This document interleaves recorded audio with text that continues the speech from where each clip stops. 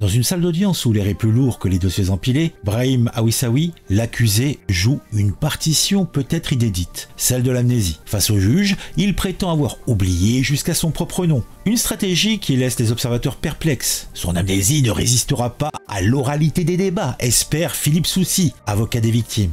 En attendant, l'accusé, tel un acteur de théâtre, semble réciter un texte appris par cœur, où chaque trou de mémoire est une réplique soigneusement préparée. Mais derrière cette comédie macabre, il y a des vies brisées, des familles en deuil et une société qui cherche des réponses. L'attentat de Nice, avec son cortège d'horreur, nous rappelle que le mal n'a pas besoin de mémoire pour frapper et que parfois l'oubli est la pire des insultes. Et enfin, c'est le miracle. Brahim Awissaoui est sorti du silence et de l'amnésie. Pressé de questions par le président de la cour d'assises spéciale de Paris, l'assaillant de la basilique Notre-Dame de l'Assomption de Paris s'est mis à table. Oui, c'est lui qui a assassiné 3 personnes lors d'une attaque au couteau le 29 octobre 2020. Il a reconnu les faits. Il le dit. Je reconnais les faits. Je ne suis pourtant pas un terroriste. Je suis un musulman. Il a tenu à le préciser. Il justifie son acte en expliquant que tous les jours, il y a des musulmans qui meurent. Tous les jours, vous tuez des musulmans et cela vous est égal. Vous n'avez aucune empathie pour ces gens. Il ajoute d'ailleurs, l'Occident tue aveuglément. Les musulmans innocents et se venger est un droit et une vérité. Et il assène ça, peut-être pas avec le sourire aux lèvres, mais avec la motivation de celui qui sait. Le président de la cour précise, il y a une dame qui a été retrouvée décapitée. Couper la tête, c'est un symbole, un message pour dire qu'il y a une injustice. La décapitation, c'est aussi pour faire peur aux gens. Il explique ça devant les familles des victimes. Ah,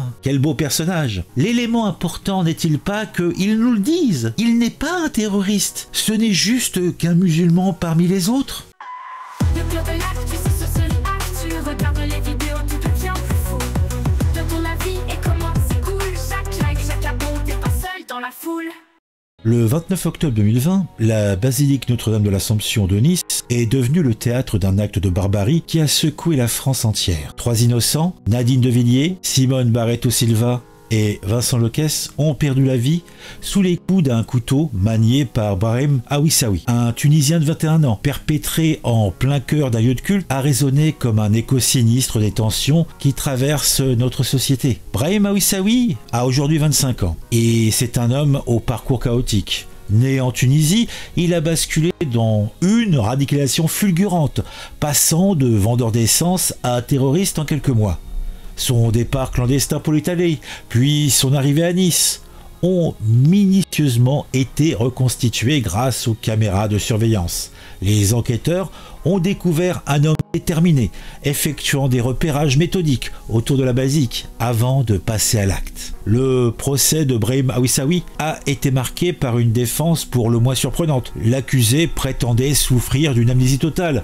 Il affirmait ne se souvenir ni des faits ni même de son propre nom. Une stratégie qui, selon les experts, relevait davantage d'un système de défense que d'une réalité médicale. Les familles des victimes, quant à elles, attendaient et attendent toujours une condamnation ferme, sans espoir de comprendre l'incompréhensible. L'attentat de Nice s'inscrit aussi dans un contexte national et international tendu. La republication des caricatures de Mohamed par Charlie Hebdo, quelques semaines plus tôt, avait ravivé les tensions. Brahim Awissaoui, influencé par des prédicateurs extrémistes, a répondu favorablement à ces appels à la violence avec une détermination glaçante. Son acte prémédité et froidement exécuté est le reflet d'une idéologie mortifère qui continue de semer la terreur. Pour les familles des victimes, le procès est une étape cruciale dans leur reconstruction psychologique. Mais au-delà de la condamnation attendue, c'est la société tout entière qui se trouve confrontée à ses propres démons. L'attentat de Nice, comme tant d'autres avant lui, nous rappelle la fragilité